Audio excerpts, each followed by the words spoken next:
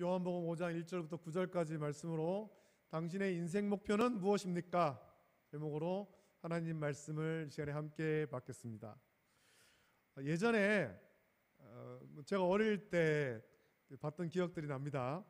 예전에 우리나라에서 방영된 TV 프로그램 중에 큰 인기를 얻었던 프로그램이 있는데 전설의 고향, 이 프로그램이었어요. 전설의 고향. 제 기억으로 이게 수요일 날 했어요. 수요일 저녁에. 저희 부모님이, 제가 어릴 때니까 저희 부모님이 교회를 가시고 나면은 누나하고 저하고 이제 집에 있을 때 TV를 이제 보다 보면은 꼭 그걸 봐요. 무서워하면서도 그걸 봐요. 입을 덮어쓰고 전설의 고향을 꼭 보고 그랬던 기억이 납니다. 여러분들도 전설의 고향을 아마 보셨을 겁니다.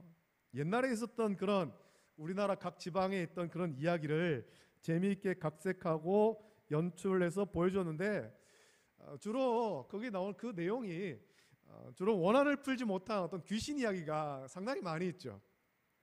우리나라 각 동네마다 어떤 그런 전설이 많았던 것 같습니다. 그래서 이 프로그램이 상당한 시청률을 누리다가 이제 어느 순간 이제 종영되었습니다. 아마 우리나라 각 지방에 동네마다 찾을 만한 전설을 다 찾았던 모양이죠. 다 찾아서 이제 방송할 만한 거는 다 한 것 같습니다.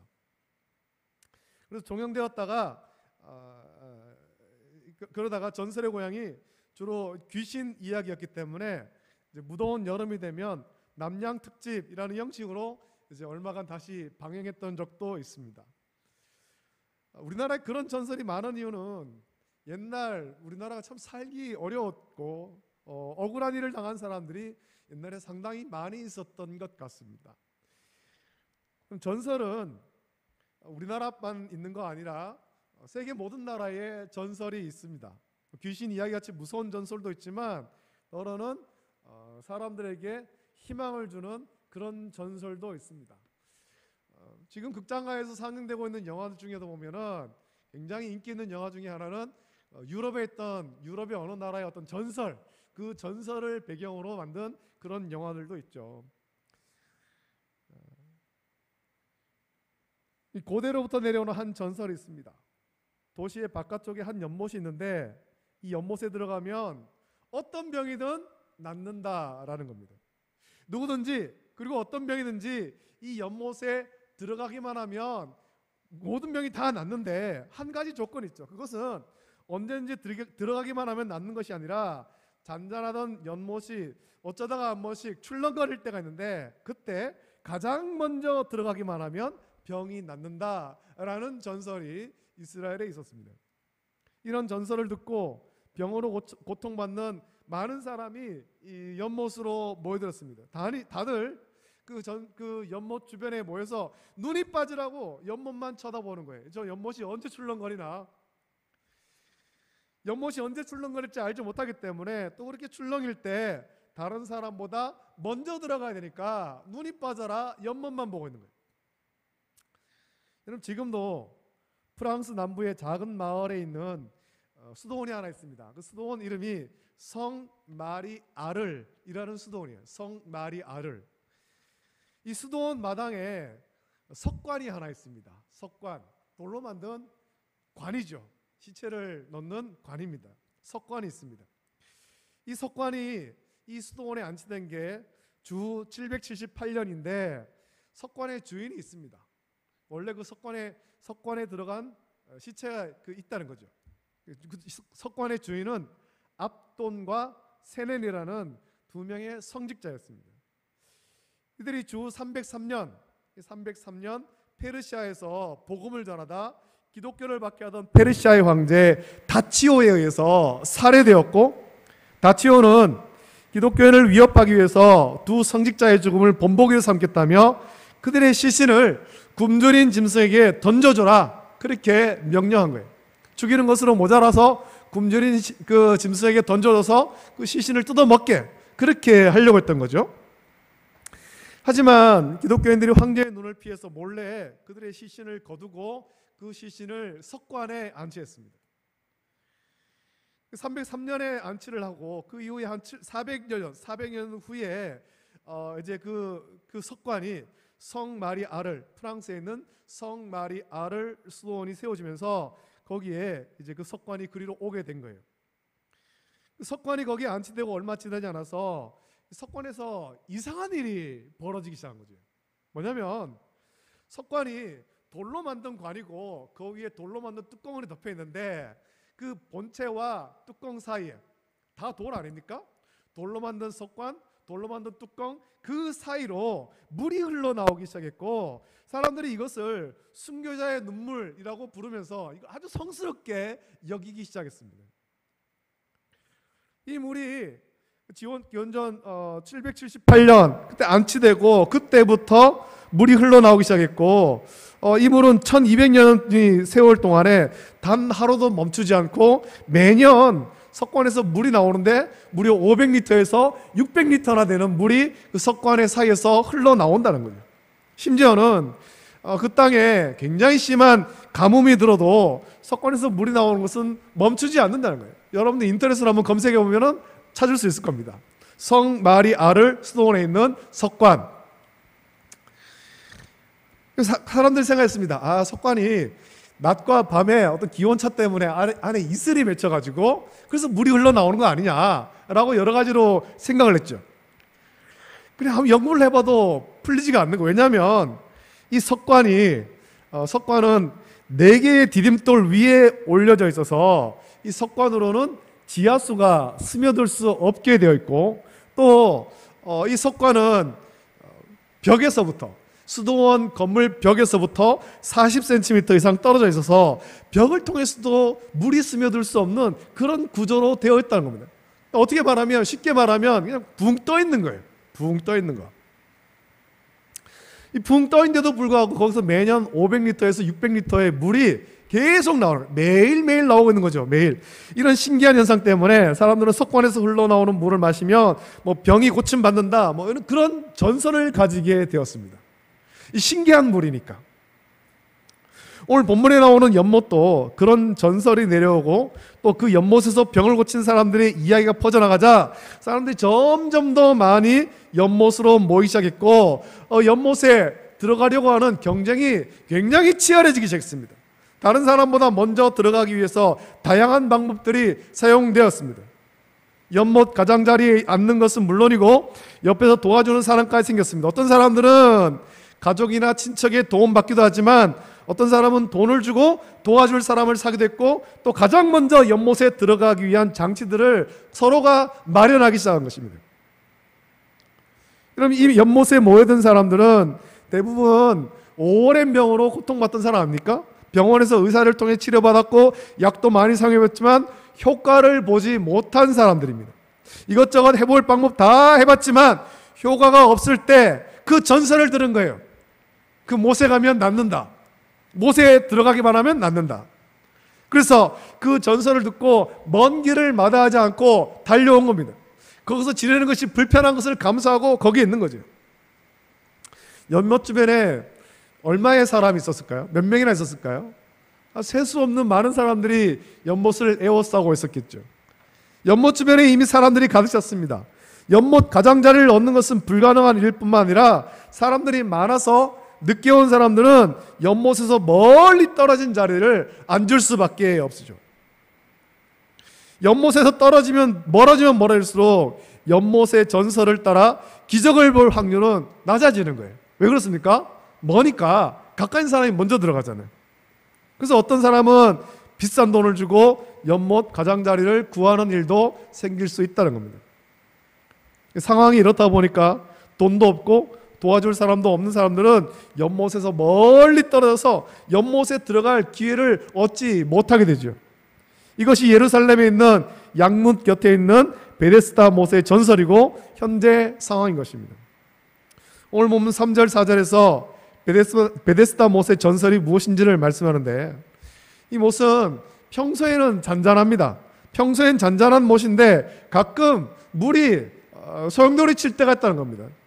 출렁일 때가 있었고 사람들은 그 출렁임을 천사가 내려와서 물을 움직이게 하는 것이다. 그렇게 믿었습니다. 그리고 그때 못에 들어간 사람 중에 몸에 질병을 고친 사람들이 있었다라는 그런 소문, 전설이 돌게 된 거죠. 이거는 내려오는 전설이죠. 실제로 천사가 내려와가지고 연못을 움직이게 하고 출렁이게 하는 그런 것이 아니라 실제로 이 베데스다 못은 온천이었습니다. 간헐천이라는 거죠. 간헐천. 더운 물과 수증기, 기타가스가 어떤 간격을 두고 주기적으로 분출하는 간헐천, 온천인 거예요. 이 베데스다 못은 온천이었기 때문에 피부병 치료에 아주 효과가 있었던 모양입니다. 자, 그런데 특이하게도 간헐천이죠. 잔잔하던 그런 온천이 한 번씩 수증기와 물이 분출하는 것을 보고 이것을 천사가 물을 움직이게 하는 것이다. 사람들은 그렇게 믿은 것입니다. 그리고 그렇게 천사가 물을 움직이는 것이기 때문에 이때 들어가면 병이 낫는다. 이때 천사가 물을 움직이게 하는 이때 들어가야 병이 낫는다라고 여긴 것입니다. 이런 전설로 인해서 많은 사람이 모였고 물에 들어가기를 원했고 또 피부병 같은 그런 질병이 고침받는 사람도 있었어요. 물에 들어가려는 경쟁이 굉장히 치열하죠. 너무나 경쟁이 치열하니까 경쟁에 뒤처진 사람들이 생기게 되었다는 것입니다. 오늘 본문 3절에는 얼마나 많은 사람이 모여들었는지를 보여주고 있고 5절에는 이런 경쟁에서 뒤처진 더 이상 경쟁을 포기한 사람, 못에 들어가 병 낫기를 이제는 기대할 수 없는 절망 가운데 사는 한 사람이 나옵니다. 이 사람은 무려 38년이나 이 병으로 고통받은 거예요. 이 사람이 이 못에서, 이 베데스다 못에서 38년을 있었는지 아니면 그 병이 38년이 되었는지는 모르겠지만 중요한 것은 이 사람이 병이 굉장히 오래되었고 지금 고침받지 못하고 있고 도와주는 사람도 없다는 겁니다. 이 사람에게는 못에 들어가 병이 낫겠다라는 희망도 없을 뿐만 아니라 오히려 오늘 예수님과의 대화를 통해서 보면 이 사람의 감정을 알 수 있죠. 이 사람은 지금 불평과 원망이 가득한 겁니다. 원망이. 이 치열한 못의 광경과 희망을 포기한 이 사람을 예수님께서 보셨습니다. 유대인의 명절이 되어서 예루살렘으로 올라가시다가 이 광경을 보시고는 38년을 병으로 고통받는 이 사람을 예수님께서 찾아오신 것입니다. 그리고는 물으시죠. 6절 말씀에 아마도 아무도 이 38년 된 이 병자에 관심 가지지 않고 찾아오는 사람도 없는데 아무도 자기를 돌아보는 사람 없는데 예수님이 오셔서 말씀하신 거예요. 예수님이 이렇게 말씀하시죠. 예수께서 그 누운 것을 보시고 병이 벌써 오랜 줄 아시고 이르시되 내가 낫고자 하느냐라고 말씀하십니다. 내가 낫고자 하느냐. 예수님께서 병자에게 물으신 것은 내가 낫고자 하느냐, 너희 목표가 무엇이냐라고 물은 겁니다. 근본적인 문제를 해결하고 싶은지를 물은 거죠. 너희 인생의 목표는 무엇이냐? 무엇을 위해 살아가느냐? 물으신 것입니다. 자, 그런데 이 병자는 뭐라 대답합니까? 예, 나는 낫고 싶습니다. 자기 인생의 목표를 그렇게 말하는 것이 아니에요. 7절에 이렇게 말하죠. 병자가 대답하되 주여 물이 움직일 때 나를 못에 넣어주는 사람이 없어 내가 가는 동안에 다른 사람이 먼저 내려가나이다. 먼저 내려가나이다. 이 사람 지금 목표가 지금 달라졌습니다. 아마 처음 베데스다 못에 왔을 때 그의 목표는 나도 병이 낫고 싶다. 내 병이 나아야 되겠다. 그런 목표였겠지만 여기 오랫동안 있으면서 병이 낫는 것이 목적이 아니라 내가 남들보다 먼저 저기 들어가야 되지. 남들보다 먼저 못에 들어가야 되지 라는 경쟁으로 바뀌게 된 거예요. 낫고는 싶은데 물에 들어가야 낫는데 들어갈 수가 없어서 불평하는 거죠. 물이 움직일 때 힘겹게 못으로 가려고 하면 벌써 다른 사람들이 들어가 버려서 자기는 들어갈 수 없다라는 거예요. 또 경쟁에서 밀려 못 가까이 있지도 못하고 도와주는 사람도 없어서 도저히 병을 고칠 수 없다. 지금 이 병자는 불평과 원망이 가득합니다. 지금 이 병자에게는 낫고자 하는 마음보다 그 못에서 경쟁하고 있는 다른 사람에 대한 불평과 원망으로 가득 찬 삶을 살고 있는 것입니다. 인생의 목적이 바뀌어버린 거예요. 낫고자 하는 희망이 아니라 저 사람들이 없으면 내가 나올 수 있는데 저 사람들이 밉다라는 거죠. 못을 에워싸고 있는 다른 사람들이 밉다라는 겁니다. 불평하고 원망하는 거죠. 그리고 아무도 자기를 도와주지 않는 것에 대한 원망하고 좌절하고 있는 거예요. 나도 들어가고 싶은데 아무도 안 도와준다. 왜 다른 사람이 아무도 나를 도와주지 않는가? 내게는 도와주는 사람이 아무도 없는가? 내가 이렇게 오랫동안 고통받고 있는데 자기보다 늦게 왔지만 뭐 도와주는 사람이 있거나 혹은 돈을 써서 좋은 자리를 차지하는 사람들을 볼 때마다 이 사람의 마음에는 불평과 원망이 늘어나기 시작합니다. 치료받고 나가는 사람들이 부럽다기보다는 미워지기 시작한 거예요. 아, 나도 저 사람처럼 병이 나아야 되지. 이게 아니에요. 처음에는 그런 마음이었겠지만 점차 그 마음은 병 고침 받고 나가는 사람들을 볼 때마다 미운 거예요. 아니, 나보다 늦게 왔으면서 저 사람 고침 받고 나가네? 나보다 늦게 왔으면서 못에 먼저 들어갔네? 밉다. 저 사람이 없었으면 내가 들어갈 텐데. 베데스다 못의 이 상황이 어떤 것 같습니까? 오늘 우리가 살아가는 이 세상과 똑같지 않습니까? 모두가 치열한 경쟁 속에 살아갑니다. 치열한 경쟁. 최종 목표를 향해서 다들 달려갑니다. 그런데 사람마다 출발선이 다른 거예요. 요즘에 여러분 그런 말들 많이 들어보시지 않습니까? 주로 젊은이들이 그런 말을 많이 쓰는데 금수저, 은수저, 흙수저. 누구는 금수저고 누구는 은수저고 나는 흙수저다. 흙수저. 많은 청년들이 나는 흙수저다라고 자신의 삶을 비관합니다. 나는 돈 많은 부모도 없고 백도 없고 많이 배우지도 못했고 나는 흙수저다. 가진 게 없다. 출발선이 저 밑바닥이다라는 거예요. 그러면서 많이 가진 사람들을 보면서 아, 나도 저렇게 성공해야 되지 이런 마음이 아니라 불평하고 원망하는 마음이 생긴 거예요. 저 사람들도 나처럼 똑같은 자리로 좀 끌어내려라. 그런 불평과 원망에 사로잡혀 살아갑니다. 어떤 사람의 출발선은 목표에 가까이 있고 어떤 사람은 보이지도 않는 까마득히 먼 곳에 있습니다. 어떤 사람은 목표를 향해서 자동차를 타고 가는데 어떤 사람은 비행기를 타고 가는 거예요. 또 어떤 사람은 맨발로 뛰어가야 되는 거예요. 출발점도 다르고 달려가는 방법도 다릅니다. 이 경쟁은 공평한 경쟁이 아니죠. 요즘의 세상에서 어떤 공정에 대한 얘기를 많이 하는데 세상은 공정하지 않습니다. 세상은 천차만별이잖아요. 세상은 어차피 불공평할 수밖에 없는 거예요. 이런 불공평한 경쟁 속에 우리의 마음속에 불평과 원망이 늘어나는 거죠. 죽을 힘을 다해서 맨발로 달려가도 자기의 출발점은 목표에서 너무나 먼 곳에 있고 자기보다 늦게 출발한 사람은 목표 가까이서 출발할 뿐만 아니라 자기에게도 없는 또 구할 수도 없는 방법을 이용해서 목표로 느긋하게 걸어가도 먼저 도착하는 거죠. 이런 불공평하고 불합리한 상황에 오늘날 많은 청년들이 좌절하는 거예요. 학교에 지나가고 취업하는 부분에 있어서 많이 좌절하는 거죠. 여러분 베데스다 못에 있는 38년 된 이 병자도 마찬가지 아닙니까? 병이 낫는 것은 고사하고 불공평하고 불합리한 이 경쟁으로 인해서 불평과 원망만 늘어나는 거예요. 아니 왔는 순서대로 한 사람 한 시간씩 놓으면 될 텐데 왜 경쟁하겠느냐는 거죠. 왜 경쟁하겠느냐. 왔는 순서대로 했으면 내가 벌써 들어갔을 텐데. 벌써. 지금 이 사람 마음에는 이런 불평과 원망이 가득해서 예수님께서 하신 질문에 다른 대답을 하는 거예요. 내가 낫고자 하느냐? 예수님께서 물으실 때 그러면 그렇습니다 예수님 내가 낫고 싶습니다. 이런 대답을 해야 되는데 지금 그런 말은 안 하고 불평하고 원망하는 거예요.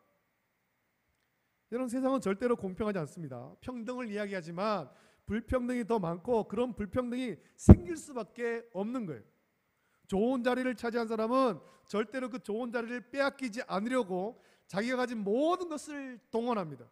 뒤처진 사람이 좋은 자리를 차지하려고 뛰어와도 그래서 차지하기가 어렵다라는 거예요. 이렇게 불평등하고 불합리한 현실 속에 우리는 점점 불평과 원망이 늘어가고 있지 않습니까? 세상을 보면서 불평하고 원망하고.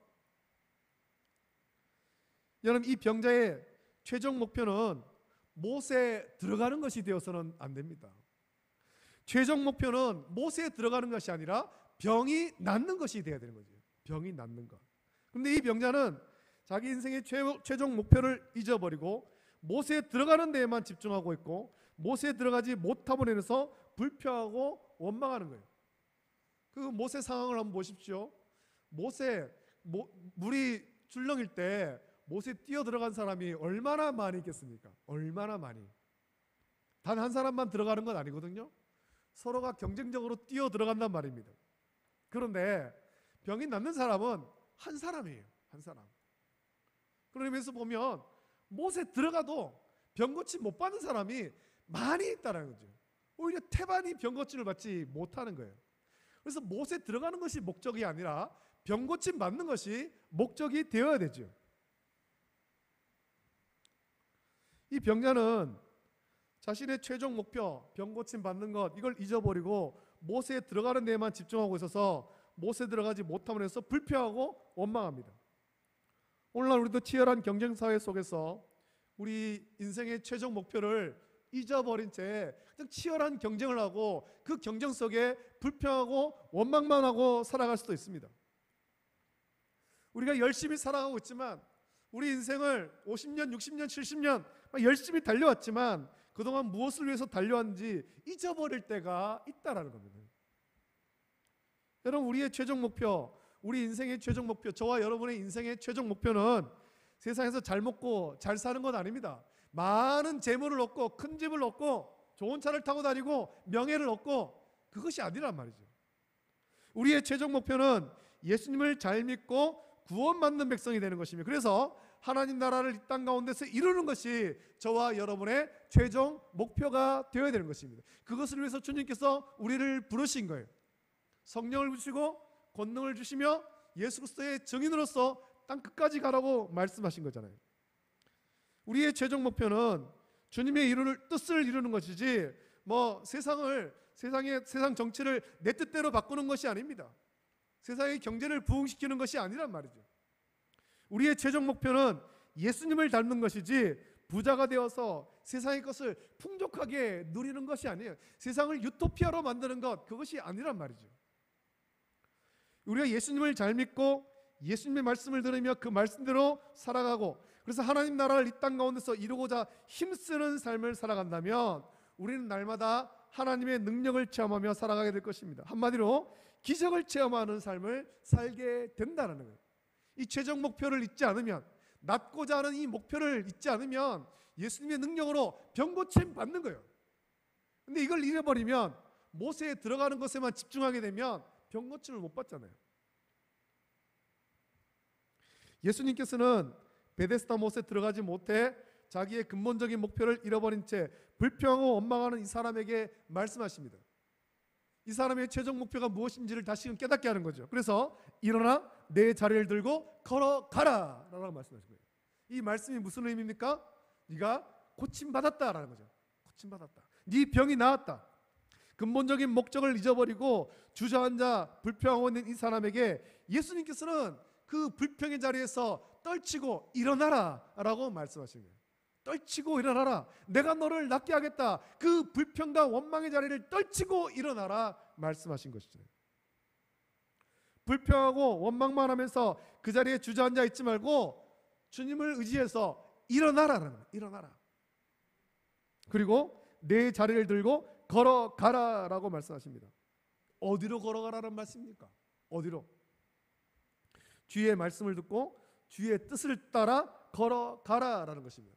달리 말하면 예수님을 따라오라는 거죠. 예수님을 따라오라. 뒤에 나오는 14절 말씀 보면 예수님께서 이렇게 말씀하십니다. 보라, 내가 나았으니 더 심한 것이 생기지 않게 다시는 죄를 범하지 말라 말씀하십니다. 그동안 하나님 말씀을 듣지 않고 죄를 지으며 살아감으로 몸이 고통받은 거예요. 예수님께서는 불평하고 원망하며 죄만 짓고 있는 그 자리에서 일어나 하나님 말씀을 듣는 자리로 걸어가라. 예수님을 따라가는 온전한 성도의 자리로 걸어가라 말씀하신 것입니다.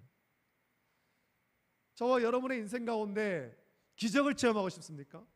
우리가 기적을 체험하기를 원한다면 예수님의 말씀을 따를 때 기적을 체험할 수 있는 것입니다. 하나님 말씀을 듣고 순종할 때 저와 여러분의 삶 속에는 기적이 임하는 거예요. 주님의 능력이 임하게 될 줄로 믿습니다.